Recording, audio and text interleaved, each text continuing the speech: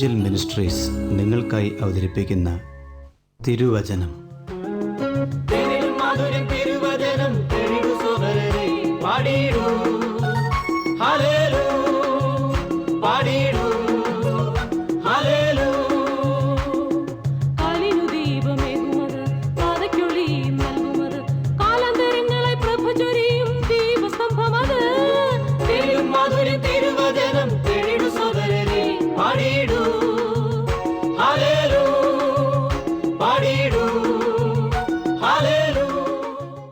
ഇന്ന് നമ്മോട് ദൈവവചനത്തിൽ നിന്ന് സംസാരിക്കുന്നത് Suviseshakan James M Thomas Nedumbassery.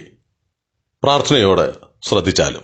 എല്ലാ പ്രിയ ശ്രോതാക്കളെയും ഇവാഞ്ചൽ മിനിസ്ട്രീസ് ക്രമീകരിച്ചിട്ടുള്ള തിരുവചനം എന്ന വേദ പഠന ക്ലാസ്സിലേക്ക് സ്വാഗതം ചെയ്യുന്നു.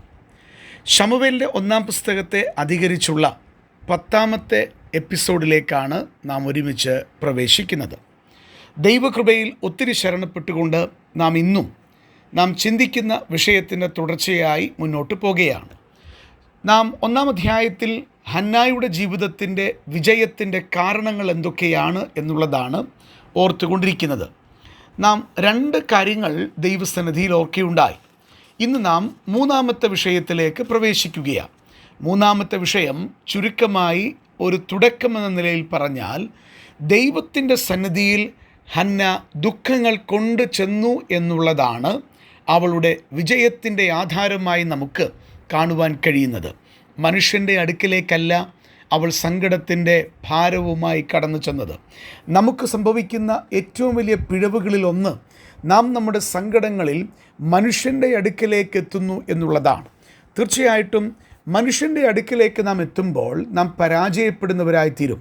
എൻ്റെ പിതാവ് പലപ്പോഴും എന്നോട് ഇങ്ങനെ പറയാറുണ്ടായിരുന്നു, നാം എത്ര സ്നേഹിക്കുന്നവരാണെങ്കിലും പല പ്രാവശ്യം ആ സങ്കടവുമായി നാം അവരുടെ മുൻപിലേക്ക് എത്തിയാൽ അവർ നമ്മോട് തിരിച്ചൊരു കാര്യം ഇങ്ങനെ പറയും, എത്ര പ്രാവശ്യമാണ് ഇങ്ങനെ പറയുന്നത്? എന്നാൽ സ്വർഗത്തിലെ ദൈവം നമ്മുടെ സങ്കടം കേൾക്കുവാൻ മനസ്സുള്ള ദൈവമാണ്. ഒരിക്കലും നമ്മെ തള്ളിക്കളയാത്ത, ഒരിക്കലും മുഖത്തിന് മാറ്റം വരാത്ത സ്വർഗ്ഗസ്ഥനായ നമ്മുടെ പിതാവിന് നമ്മുടെ സങ്കടങ്ങളിൽ താല്പര്യമുള്ള ദൈവമാണ്. ഇവിടെ ഇതാ ഹന്ന തൻ്റെ ദുഃഖങ്ങൾ ദൈവസന്നിധിയിൽ എത്തിക്കുകയാണ്.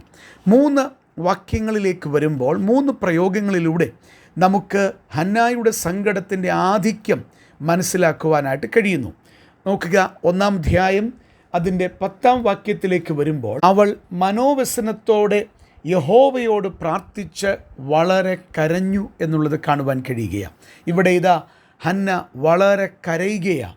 അതിൻ്റെ കാരണമെന്താ? അവൾക്ക് അത്രയധികം മനോവ്യസനമുണ്ടായിരുന്നു.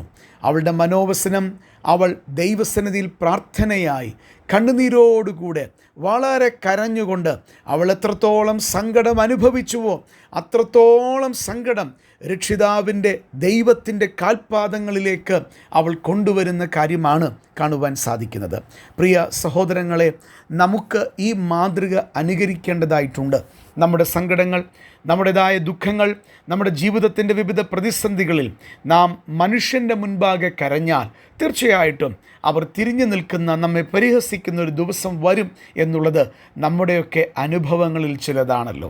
എന്നാൽ സ്വർഗത്തിലെ ദൈവത്തിൻ്റെ സന്നിധിയിൽ വരുവാനും ദൈവത്തോട് നമ്മുടെ മനോവ്യസനത്തിൻ്റെ ഭാരമിറക്കി വയ്ക്കുവാൻ, ദൈവസന്നിധിയിൽ പ്രാർത്ഥിക്കുവാനും, ദൈവസന്നിധിയിൽ വളരെ കരയുന്നുവോ അത്രയധികം ആശ്വാസവും അത്രയധികം പരിഹാരവും നമ്മുടെ പ്രശ്നങ്ങളിൽ നടത്തുവാൻ ദൈവത്തിന് മനസ്സുള്ളവനാണ്. 12-ാം വാക്യം ശമൂവേലിൻ്റെ 1-ാം പുസ്തകത്തിലേക്ക് വരുമ്പോൾ 1-ാം അധ്യായത്തിൽ നാം ഇങ്ങനെ കാണുന്നു, ഇങ്ങനെ അവൾ യഹോവയുടെ സന്നിധിയിൽ പ്രാർത്ഥിച്ചു കൊണ്ടിരിക്കുമ്പോൾ, അവൾ ദൈവത്തിൻ്റെ സന്നിധിയിൽ പ്രാർത്ഥിച്ചു കൊണ്ടിരിക്കുകയാണ്.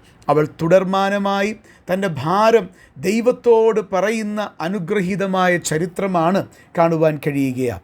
നമ്മൾ മടുത്തു പോകരുത്. നാം പ്രാർത്ഥിക്കുമ്പോൾ ചിലപ്പോൾ നാം ആഗ്രഹിക്കുന്ന ഉത്തരം ലഭിച്ചില്ല എന്ന് വന്നേക്കാം. നാം ചിന്തിക്കുന്നത് പോലെ അല്ല ദൈവം കാര്യങ്ങൾ കാണുന്നത്.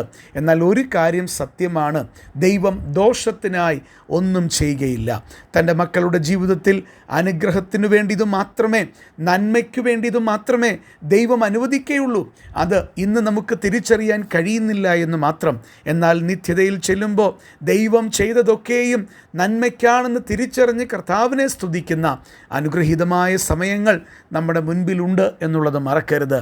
ഇവിടെ ഇതാ ഹന്ന 12-ാം വാക്യത്തിൽ യഹോവയുടെ സന്നിധിയിൽ പ്രാർത്ഥിച്ചു കൊണ്ടിരിക്കുകയാണ്.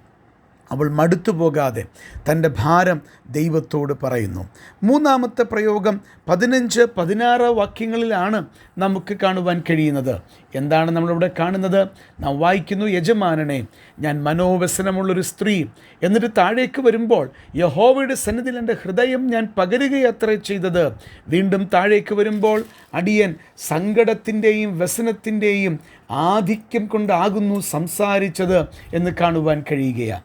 പ്രിയപ്പെട്ടവരെ, മനോവ്യസനമുള്ളൊരു സ്ത്രീയാണ് ഞാനെന്ന് അവൾ പുരോഹിതനായ ഏലിയോട് പറയുമ്പോൾ അവളുടെ മനസ്സിൻ്റെ വ്യസനം എത്രമാത്രം ആഴത്തിലുള്ളതാണെന്ന് ദൈവത്തിന് മനസ്സിലാക്കുവാൻ കഴിയും എന്ന് ഹന്നായിക്ക് അറിയാമായിരുന്നു. അങ്ങയുടെ ഹൃദയത്തിൻ്റെ ഭാരം, മനസ്സിൻ്റെ വ്യസനം, അത് ദൈവത്തിന് നന്നായിട്ട് തിരിച്ചറിയാൻ കഴിയും. അതുകൊണ്ട് അവൾ ചെയ്തതെന്താ? യഹോവയുടെ സന്നിധിയിൽ എൻ്റെ ഹൃദയം പകർന്നു. പ്രിയപ്പെട്ടവരെ, ദൈവത്തിൻ്റെ മുൻപാകെ നമ്മുടെ ഹൃദയം പകരുവാൻ, നമ്മുടെ സങ്കടത്തിൻ്റെ കണ്ണുനീരുകൾ, നമ്മുടെ ദുഃഖങ്ങൾ, നമ്മുടെ ആകുലതകൾ, മനുഷ്യന് കേൾപ്പാൻ താല്പര്യമില്ലാത്ത നമ്മുടെ വിഷയങ്ങൾ, കേട്ടാലും നമ്മെ തിരിഞ്ഞു നിന്ന് പരിഹസിക്കുന്ന ആ സ്ഥിതിയിലുള്ള ഏത് കാര്യവുമാകട്ടെ, നമ്മുടെ കർത്താവിൻ്റെ സന്നിധിയിൽ അത് പകരുവാൻ നമുക്ക് സാധിക്കട്ടെ. 16-ാം വാക്യത്തിൽ വീണ്ടും വായിക്കുന്നു, അടിയൻ സങ്കടത്തിൻ്റെയും വ്യസനത്തിൻ്റെയും ആധിക്യം കൊണ്ടാകുന്നു സംസാരിച്ചത്. ആരോട് സംസാരിച്ചു? ദൈവത്തോട് അവൾ സംസാരിച്ചു. ദൈവത്തോട് മാത്രം അവൾ സംസാരിച്ചു. പ്രിയപ്പെട്ടവരെ, സങ്കടത്തിൻ്റെയും വ്യസനത്തിൻ്റെയും ആധിക്യം വരുമ്പോൾ കേൾപ്പാൻ കാതുള്ള നല്ല സഖിയായ നമ്മുടെ കർത്താവിനോട് നമുക്ക് സംസാരിപ്പാൻ ദൈവം കൃപ ചെയ്യട്ടെ.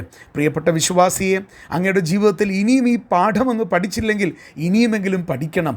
എൻ്റെ ക്രിസ്തീയ ജീവിതത്തിൽ ദൈവം എന്നെ പഠിപ്പിച്ചൊരു പാഠമാണത്. അനേകരുടെ ജീവിതത്തിൽ ഈ പാഠം ഇനിയും പഠിക്കേണ്ടതായിട്ടുണ്ട്.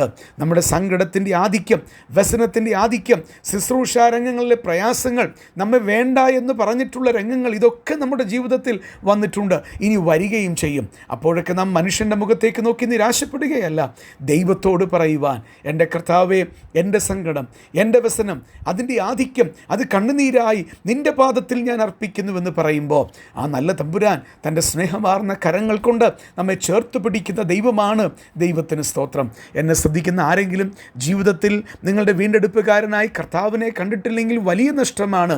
ഏതു മനുഷ്യനേക്കാൾ നിങ്ങളെ സ്നേഹിക്കുന്ന, നിങ്ങളുടെ ജീവിതത്തിന് മാറ്റം വരുത്തുവാൻ കഴിയുന്ന, നിങ്ങളുടെ സങ്കടങ്ങൾ തീർത്തു തരുവാൻ കഴിയുന്ന സ്നേഹനിധിയായ യേശു കർത്താവിന് നിങ്ങളുടെ ജീവിതത്തെ കൊടുപ്പാൻ, കർത്താവിനെ ഹൃദയത്തിലേക്ക് ക്ഷണിക്കുവാൻ ഈ ചിന്ത മുഖാന്തരമാകട്ടെ. ദൈവം അങ്ങയ്ക്ക് എല്ലാ നന്മകളും തരട്ടെ എന്ന് പ്രാർത്ഥിച്ചുകൊണ്ട് വാക്കുകൾ നിർത്തുന്നു. ദൈവനാമത്തിന് മഹത്വം. ഈ സന്ദേശം ശ്രദ്ധിച്ച എല്ലാ പ്രിയപ്പെട്ടവർക്കും കർത്തൃനാമത്തിൽ നന്ദി. ബൈബിൾ കറസ്പോണ്ടൻസ് കോഴ്സിൽ ചേർന്ന് പഠിക്കുവാൻ ആഗ്രഹിക്കുന്നവർ മേൽവിലാസം അയച്ചു തന്നാലും പ്രാർത്ഥനാ വിഷയങ്ങളും അറിയിക്കുമല്ലോ.